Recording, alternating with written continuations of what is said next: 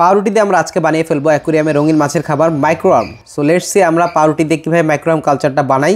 So প্রথমে আমরা পাউরুটির সাইডের যে ব্রাউন কালারের পার্টটা থাকে মানে বর্ডারের যে পার্টটা সেই পার্টগুলো আলাদা করে নিব।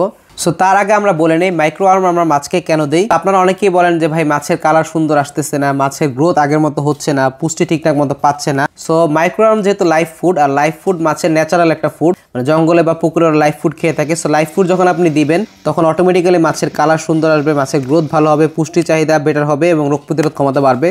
তো এই তো বললাম মাইক্রোআর্মসের বেনিফিটস। পাউরুটিগুলোর চারপাশের বর্ডার পার্টটা ছাড়ানোর পরে সেগুলোকে আমরা ব্লেন্ডার মেশিনে দিয়ে একটা পাউডার আকারে নিয়ে আসছি, দেখতেছেন আপনারা। তারপরে এগুলোর সাথে পানি দিয়ে আমরা একটা পেস্টের মতো তৈরি করি। এরপর আমরা এই পেস্টটাকে 1 চামচ করে আমাদের যতগুলো পট আছে, মানে যেগুলোতে আমরা নতুন করে মাইক্রোআর্ম কালচার তৈরি করব, সেই প্রত্যেকটা পটে 1 চামচ করে দিয়ে দিব।